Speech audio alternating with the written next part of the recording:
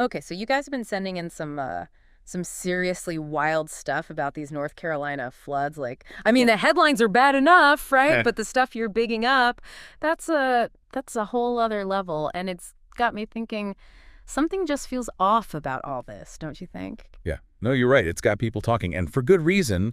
You've got a natural disaster on a scale we haven't seen in decades, and then you throw in the whole lithium angle. It's like a bad disaster movie. Yeah, kinda. And suddenly everyone's a detective, right? Especially with what just happened in Maui, still so fresh in everyone's minds. Exactly. It's like we see the devastation and our hearts go out to those affected. But then there's this part of you that can't help but wonder, okay, but who benefits from all of this? Like, it's giving major conspiracy theory vibes, but also like, maybe we shouldn't be so quick to dismiss those theories, you know? Right, and that's what we're here for, to try and make sense of it all. Yeah. So let's unpack this carefully. First things first. North Carolina sits on a potential gold mine of lithium, right? And lithium, as everyone knows, is it's the element that's essentially powering the electric vehicle revolution. So you've got this massive demand, limited supply, and, well, you can see where this is going. And this is where companies like Piedmont Lithium enter the picture, right? They're the big players trying to get their hands on all that North Carolina lithium. Exactly, and this is where things get interesting.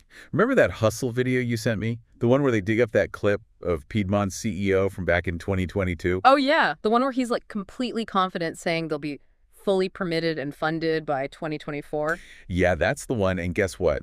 2024 rolls around and bam, catastrophic floods. Okay. That's either really bad luck or really suspicious timing. Right. Coincidence? Maybe. But it definitely raises eyebrows.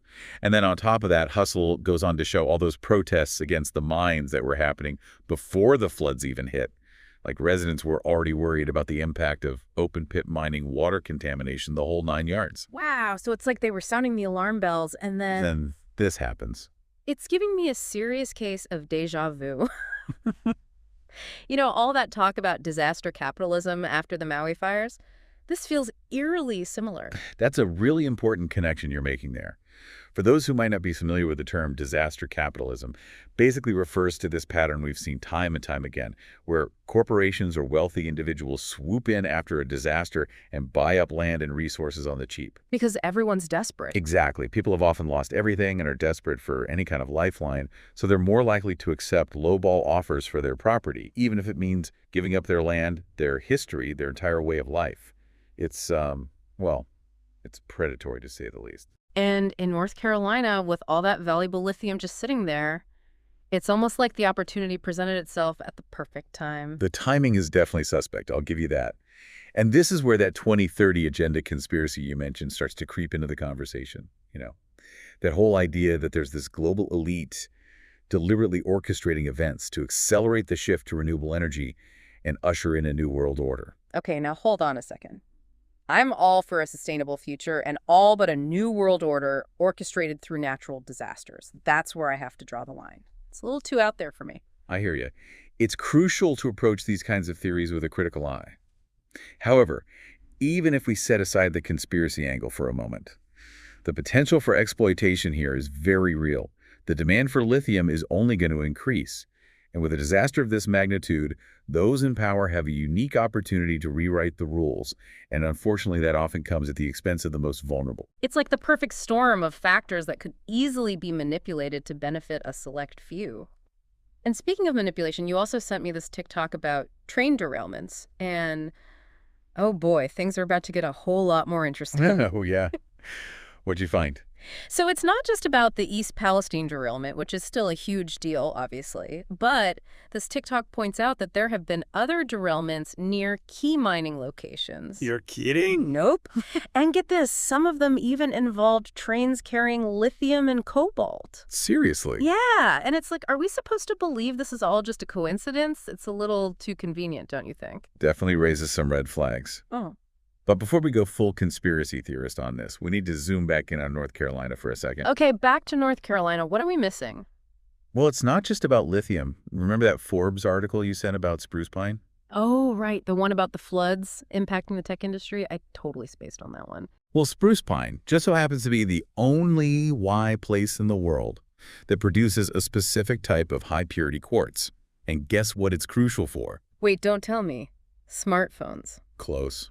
Semiconductors? You know those tiny chips that power pretty much every piece of technology we rely on these days? Oh, no. Oh, yeah. And Spruce Pine is basically offline right now.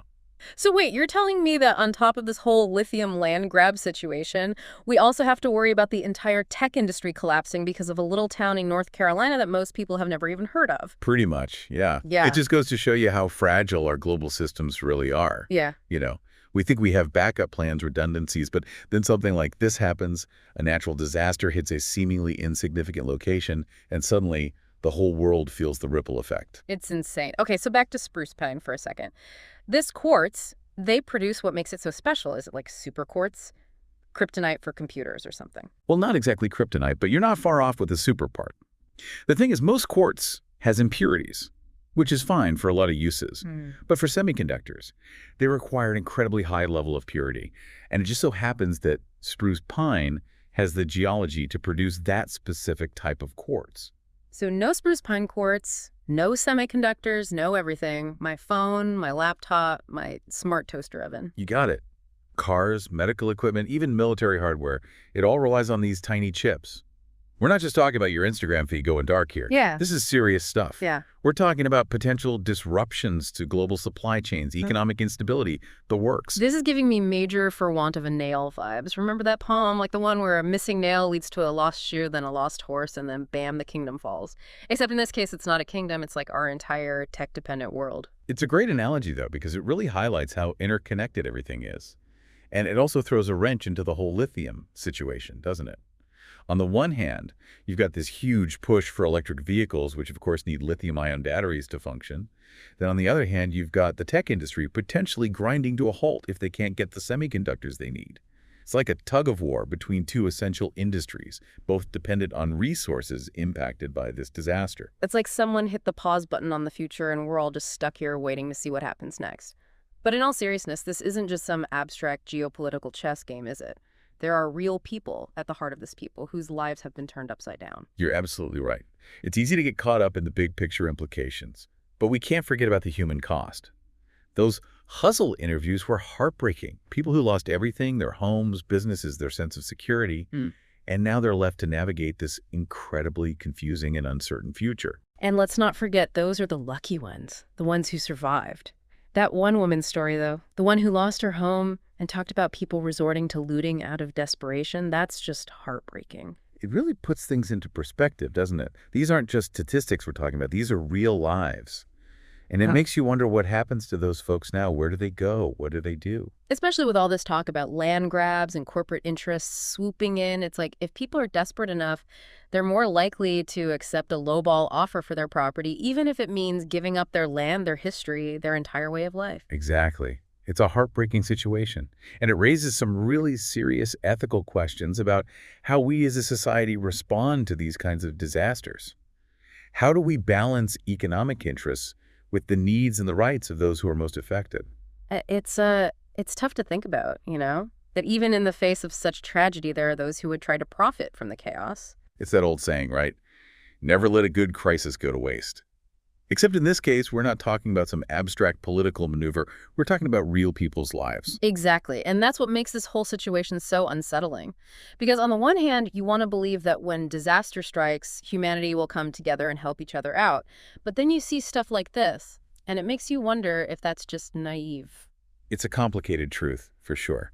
Because while acts of kindness and compassion are definitely happening every day, the reality is that these situations also create opportunities for exploitation, especially when you factor in things like corporate greed and the relentless pursuit of profit. So where do we go from here? I mean, we've got this perfect storm of a natural disaster, a global lithium rush, the tech industry hanging on by a thread, and a whole lot of unanswered questions. It's easy to feel overwhelmed, like we're just tiny cogs in a machine we can't control. I get it. Believe me, I've been there. But here's the thing. Awareness is the first step. By shedding light on these issues, by connecting these seemingly disparate dots, we can start to see the bigger picture. And once we see the bigger picture, we can start asking the right questions. Demanding transparency, holding those in power accountable. Exactly. Because we might not be able to single-handedly prevent natural disasters or stop corporate greed in its tracks, But we can become more informed, more engaged citizens. We can support organizations doing good work on the ground, advocate for stronger environmental regulations, and hopefully shift the conversation towards a more equitable and sustainable future. It's a long game for sure, but it's a game worth playing. So as we wrap up this deep dive, is there one thing you really want our listeners to take away from all of this? That's a good question. I guess if I had to choose just one thing, it would be this. Don't be afraid to question the narrative. When you see a headline that makes you raise an eyebrow, when you hear a CEO making promises that sound a little too good to be true, when a natural disaster seems to benefit those in power a little too perfectly, dig a little deeper, do your own research. You might be surprised by what you find. Words to live by. And on that note, a huge thank you to you for navigating these murky waters with us. My pleasure. Anytime. And to you, our listeners, thank you for joining us on this deep dive. Remember, curiosity may not always be comfortable, but it's absolutely essential for building a better future. Until next time, stay curious, stay engaged, and keep asking those tough questions.